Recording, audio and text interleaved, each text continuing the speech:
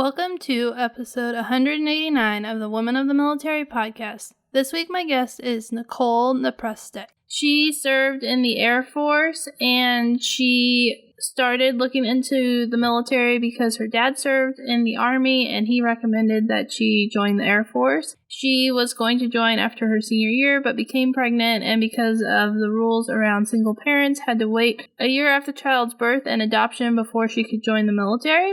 In this episode, we talk about her rape and a lot of the negative impacts of women serving in the military around sexual harassment, assault, and rape. And so this is your warning that that topic comes up a number of times and it's a really sensitive issue. So I wanted to make sure to give people a warning on what this episode focuses on before we get started. And I'm really grateful that Nichole was willing to share her experience of being in the military and what challenges she faced while serving. So let's get started with this week's interview.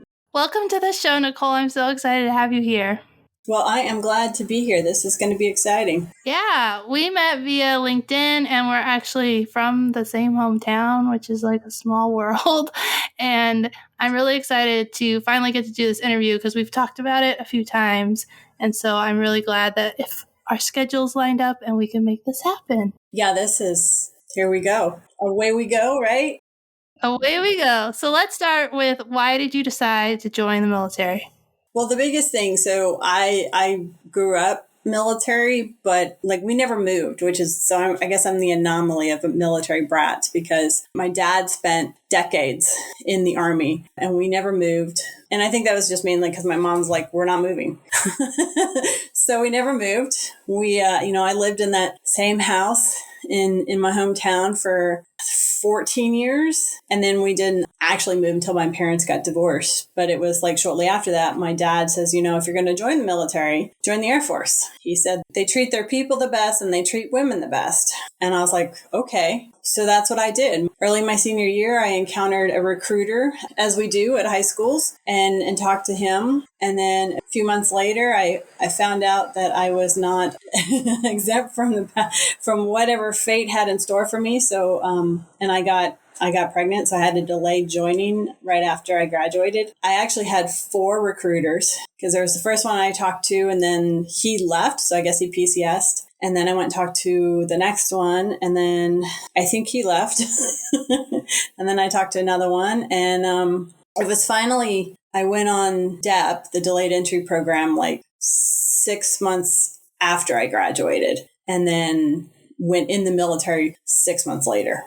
And did being a mom have any effect? Were there laws in place preventing moms from serving, or had that changed already? Because I don't know the history exactly of when all those laws changed. So at the time, I had my son in 94. And at the time, California state law in adoption, you are still basically on the hook to being a parent for a year after the birth. And so since I was, in the eyes of the Air Force, a single parent from 94 to 95, so let me go back a little bit and amend that. It was 6 months and a year after I graduated that I went on DEP. I guess I blanked out that year. It was a long time ago. So yeah, so for a year I was considered a single parent. And then it was after that in October of 95 that I went on DEP. So even though you had given your son up for adoption, you were still considered a single parent because of the way the laws were written. That's really interesting. And the fact that it delayed your entry into the military for so long. It's just fascinating, the way the laws were written and how they were discriminatory towards women and kind of, I don't know, you were determined to join, so you stuck it out, or how did that all work? It worked in my favor because as anyone who's ever been pregnant and has a healthy pregnancy with no complications or whatever, there's some weight gain. And I gained the equivalent of a first grader. And so having that extra year allowed me to, run my butt off and all the other parts off too. So it basically allowed me to get into shape because the weight restrictions were more strict also. At the time that I joined, the Air Force had this rule that you had to be 10 pounds under allowed max At my height, my weight max was 158 pounds. So to join, I had to weigh 148 pounds or less. And max pregnancy weight for me was 200 pounds. So I had a little ways to go. It's really interesting when you dive into the history of women in the military and things that I don't think people talk about, because I think things like this only really come out in like conversations where you find out about people's experience and then you learn about different practices that were in place and how restrictive. And I already know there's like a lot of information and frustration around the current weight standards, and they're not even as restrictive as they were before. Yes. Yeah, that was one thing I struggled with my whole military career. And I was in for 20 years. So I struggled from start to finish. I mean, I'm not a thin woman. I like to say physically dense. So I have always weighed more than I look like I weigh. And from the get-go, because again, to join, it had to be 10 pounds under max. And then once I was in, they were still doing the BMI thing. And I have a skinny neck. So when you do the whole measure your neck, measure your waist, measure your hips, and you do that special math, which is based on BS. If you've ever looked up the history of BMI, a mathematician or someone, a psychologist, manipulated a formula to make it match his sample. There's no scientific basis for the BMI. But anyhow, that's a segue. So I always failed BMI because I had a skinny neck. Whereas, there's those people who have like really huge necks and they were fine. And so I was always I was always striving to be thinner constantly. And even when they changed the fitness regulations in 2002, and now it's a iliac crest measurement, AKA the waist measurement. Well, by this point, I'd had another child. So now I have, two pregnancies have manipulated my body into a totally different shape. And in a lot of cases, you don't bounce back because you physically cannot. Like if you have pregnancy, things just stretch and don't always back. And that was the case. So I ended up having surgery. Let's not jump too far ahead. Let's talk about what your career field was and what basic training in tech school were like. Basic training was, it was older people, the older TI yelling at you. And I look back now and they were probably only like 5, 6, 7 years older than me, but whatever. They just seem so much older because they're yelling at you. And it was an interesting experience. I didn't struggle in basic training. I didn't really deal with too many issues there. My nickname was Knapsack. I guess that was the closest thing they could find to matching my last name. My tech school for aircraft maintenance / avionics was at Biloxi. And I just remember it was hot and it was sticky. And because I was there all summer. So it was hurricane season. I was there from basically Memorial Day weekend. So, we're coming up on today is the day I graduated basic training a few decades ago. And Memorial weekend, we got to Biloxi, spent all summer at tech school. It was interesting. I didn't have a terrible time. We went to Pensacola a couple times and, I thought the dress code, the phases, I don't know if you didn't come in enlisted, so you may not, you didn't have to deal with the phases. So at tech school, they had these things called phases. And if you were phase 1, you always had, if you were out of your dorm, you had to be wearing uniform. And then phase 2 was something similar, but I think you could go off base in your blues. But you still had to be in a uniform anytime you were outside the dorm. Phase 3, you could wear civilian clothes here, there, and everywhere. I never got to phase 4 because that required having a higher score on the tests. and to be honest, avionics was not my jam. I struggled. I did almost enlist, and my career field was going to be avionics, which is funny because I remember you posted on LinkedIn about how you were greasy and dirty, and I switched from I think fuels to avionics because the lady who was helping me was like, I think this one you won't get as dirty, and so then you posted about it, and I was like, well, she was wrong. So, but that was the career field I was going to go in when I was looking at enlisting before I learned about ROTC. Yeah, you would have been. I mean, everyone, I've known a few people in fuels, and there are higher incidences of cancer. And that's just based on my own personal people I know and anecdotes I've heard. Aircraft maintenance is interesting. Avionics is probably, depends on the airframe, whether it's dirty or not. But I don't think it's ever not dirty. I don't think you could avoid it completely when you're in maintenance. You can't. Yeah, I don't think so either. So after you finished tech school, where did you go next? So my first duty station was at McCord, and that was great. I drove from California to Washington State. It was such a tremendous difference because, I mean, as you know, Central Valley, California is very brown. You know, we were, at that time, we were probably in one of many droughts. And then I get to the Pacific Northwest, and it's green, and it's drizzly, and it's cold because I got there in December. Living in the dorms was an experience. I mean, the best part about living in the dorms is you can just walk to the dining facility. That was truly the best part. And the post office. You could walk to the post office. There was some definite negatives to McCord. I mean, it was definitely first duty station. You get your first experience with sexual harassment and innuendos. And in my case, while I was still living in the dorms, I was raped by I don't know if he was another service member. I feel like he was. I don't think he was Air Force though. And it was, I had gone to a tequila party. Parties are, they're kind of a thing Friday and Saturday night in the dorms. It's like college, it's a thing, everyone is 19, 20, 21, 22. So that's what you do. And that's what I did.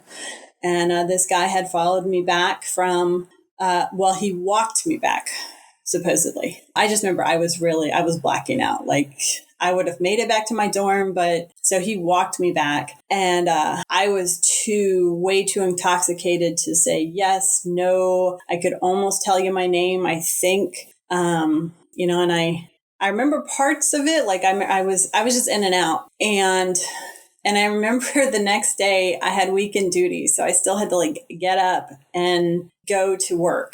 And I remember waking up that morning, or that Saturday morning, and there was a Post-it note on my mirror. And this guy had left the note and it said, "Thanks for a really good time." And he signed his name. And I was like, okay. And I remember just breaking down crying because I was like, oh, that really happened. Okay, I'm not imagining things. And mind you, I was still hungover. I was probably still drunk when I went to work. And even when I got to work, after I'd had breakfast, I got to work and I was sick at work. And my boss is like, "Are you all right?" And I'm like, And he's like, "Just go home. We don't need you." And I'm like, okay.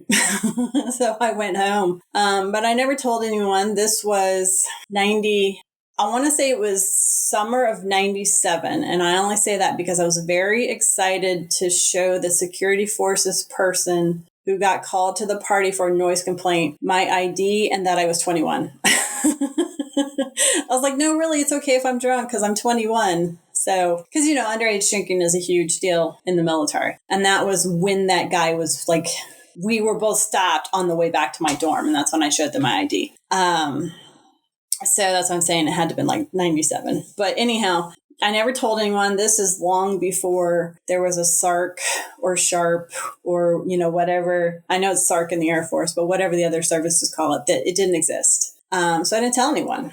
Who was I going to tell?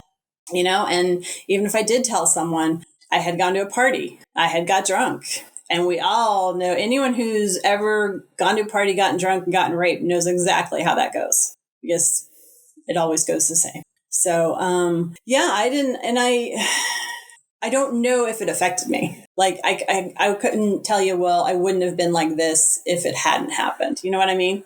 So you kind of stuffed it down, and did you pretend like it didn't happen, or what was your mental state? Did you just not think about it because you couldn't do anything about it, or did you feel like it was something that bothered you? I don't know that I deliberately didn't think about it, but I'm sure whatever I did, all those years ago had to do with the fact that no, there was nothing I could do. It was already happened. It was in the past. I can't change that trajectory. So let's just move forward, and that's kind of been me my whole life of like, well, whatever. And that's everything. Well, this happened. Okay. So move on, do this, do that kind of thing. Just keep going. So you just continued your career in the Air Force and just tried to move forward. Yeah, I was very excited. So from McCord, I was at McCord for 6 years. And after that, I went to Kadena. And it was while I was at Kadena that they introduced the SARC program, or the SAPR program, I guess, with the SARC. But it was kind of a joke to watch those training videos that we had to watch, where they're obviously contrived and most of the people are really bad actors because that's not what they're getting paid to do. And it's like, it was just, for first efforts, okay, it was pretty good. But teaching someone how to be a better victim doesn't prevent sexual assault. And that's what the SAPR program was doing and did for many, many years. I don't know what's doing now. Maybe there's been changes.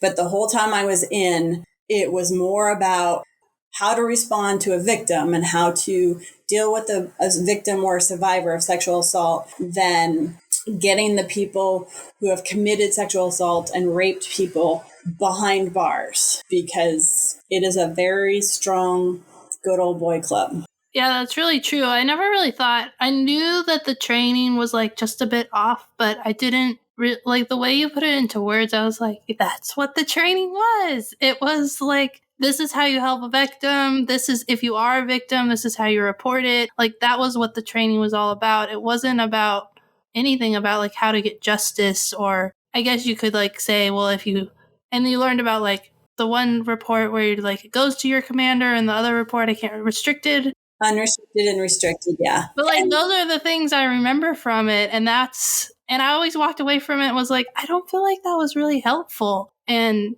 it wasn't, because it was all about like not preventing it and not stopping it and not stopping the cause, but just trying to help the victim get support after, instead of preventing the victims from happening. It's reactionary. It's not proactive. It didn't really start getting looked at until, because that would have been like 2003 that it came to be. And it probably wasn't until 10, 15 years later, somewhere in that time frame, that it really started getting looked at, because that was when that TI got busted for assaulting all those trainees at basic training.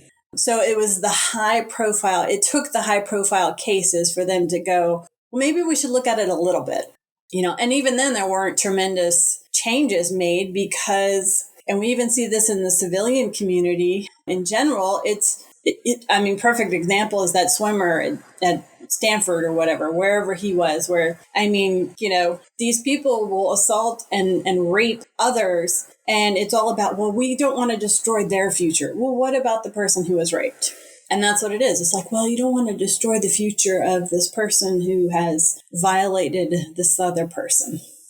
And I think that things were starting to change, but not really. And then with Vanessa Guillen's death, I think that brought a lot of attention and focus on the problem, and they got past the law. But I think that like now it's been a few years since she died, and it's starting to like die down. Like, it's not in the public's mind. It's not something like, they made changes and they passed a law and they're like, good job, we fixed it. And it's like, no, you didn't fix it. There's still a lot of problems, and there's still cases being overturned and things like that happening. And people who are assaulting women over and over and over and not ever getting either caught or either getting convicted.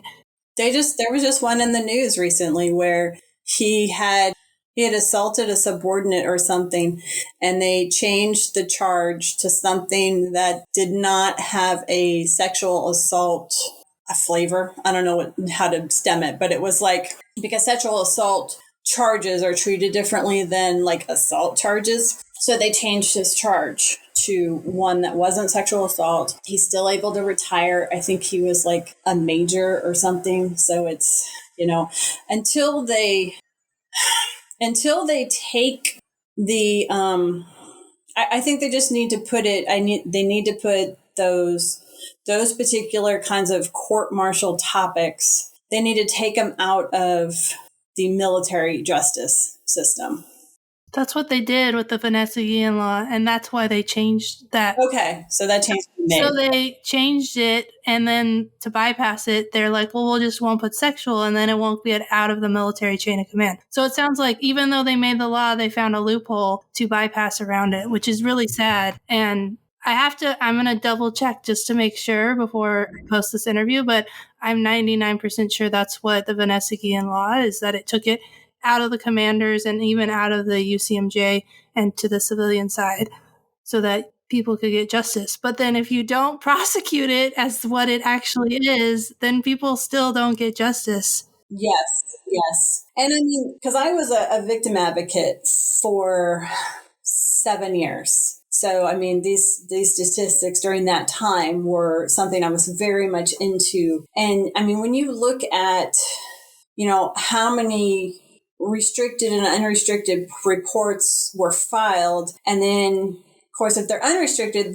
then the justice system, to whatever extent, can pursue things. If they're restricted, it's just a report that's tucked into a drawer somewhere, and nothing happens because the victim is like, I don't want to be put through the circus. But if you looked at the unrestricted reports and they show the breakdown where like they do like this, it looks like an old recall roster where it's like number reported, and then this branch goes to, it went to court, and this one just went to NJP. And then, by the time you get all the way down to it, like out of say 3,000 unrestricted reports filed, maybe 2 went to courts martial. And then they're like, oh, well, we'll call it time served or whatever. Like, it's not even, what's the point? Yeah, that's something that I've heard. And even if you're lucky enough to get it to go to court martial, the way that the law was before Vanessa Guillen's law was passed is that the commander could just flip the case. And so that makes it so that the number of cases you just showed, like how many cases never even made it to a court martial, and then the few that did and were convicted could easily be flipped by the commander. And so it's like, no wonder there was no justice and that there were predators, knowing they could get away with it and having confidence because they were able to do it over and over again. Yeah, if you've ever seen, so 10 years ago, there was this documentary that came out, and it was sensationalized, but they used real statistics and then like, oh my gosh, look at this, called The Invisible War. I don't know if you ever watched that. I've heard of it. I haven't watched it. Oh, the statistics are astounding. You can find it on various streaming services, but I think that through making that is also where, Sapper got the statistics for 1 in 4 women and 1 in 6 men are assaulted, which by that, it sounds like more women are assaulted. But if you think about how we are only 20%, so if we're 20%, so out of 100 people, 20 are women, 5 of them are getting assaulted. But if you look at the other, say 80%, 1 in 6 is getting assaulted. So that means out of 100 people, almost 20 people are getting assaulted during their career, and sometimes multiple times.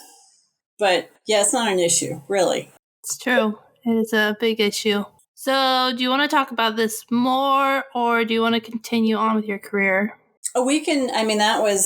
That's just a snippet of the career. It was kind of an underlying tone just because, I was a victim advocate for the 7 years. So after I left Kadena, I went to Dover, and I finished out my career at Dover.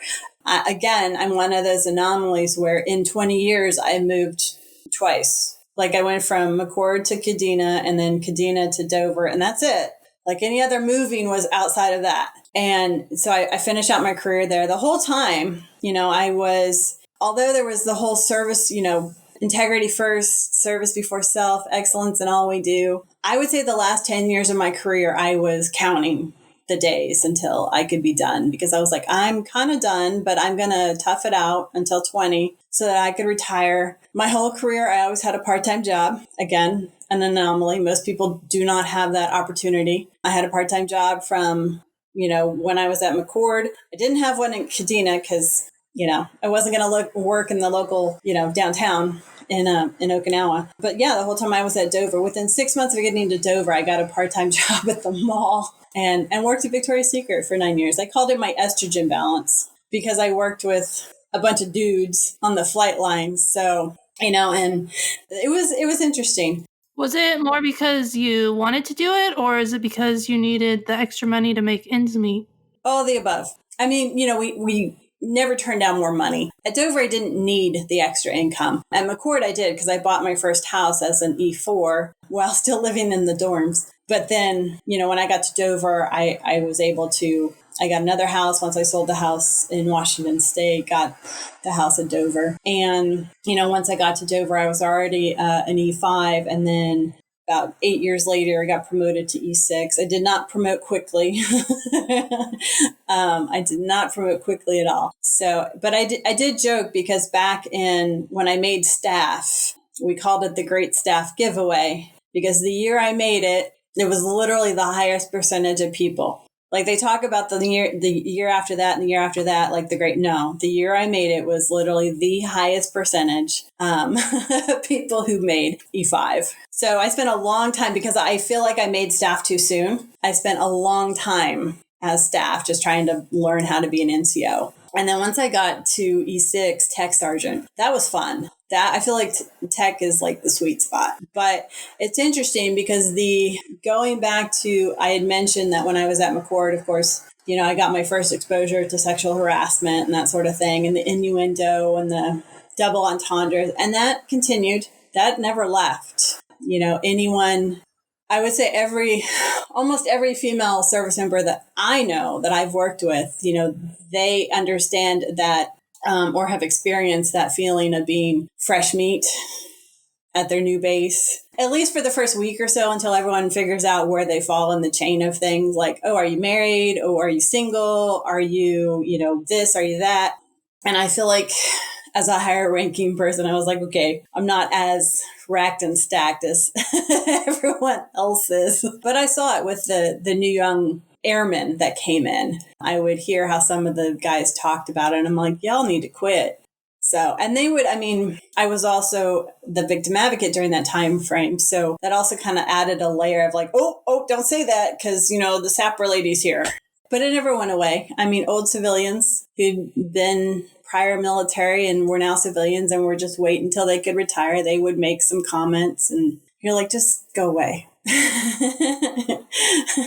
There was one civilian, he was special and not in a good way. He would constantly stare at my chest. Like, it would be to the point where I would ask my expediter, am I taking turnover from this person? And if they said yes, I would put my backpack on my front and just then go get turnover.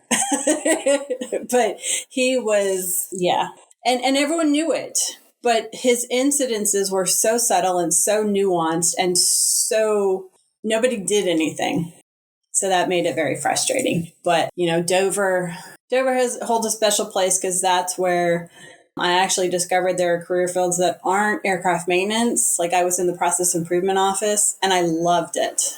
I did not love aircraft maintenance. I was not great at it. I was adequate. And anyone who's been in the military, I feel like we're always pushed to be more than adequate. And I was just adequate. And even that was questionable on some jobs, because aircraft maintenance was not an aptitude I had.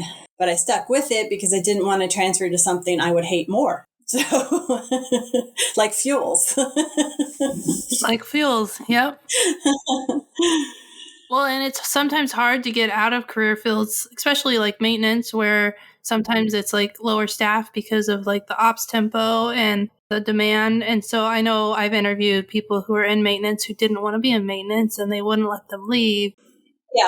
Yeah. We were almost always chronic critical, as they called it. And then the flip side would be like, when we weren't chronic critical, the only things that were available were other chronic critical career fields that were more demanding or strenuous than aircraft maintenance, which was usually like fuels or sheet metal. So it was really just more aircraft maintenance. Right, just a different name, but still aircraft maintenance. Yeah, because maintainers, like, it's a hard career field, and especially for women, I've heard that it's just a tough career field to be in, and I think the military is hard in general. And like, I did deal with like sexual harassment and people saying stuff like the double entendres and all that stuff. And I was married the whole time I was in the military, but it was something that I just ignored, because at the time in the military, that was the advice that you were given. Just ignore it. And I think that also had to deal with part of why the assault and rape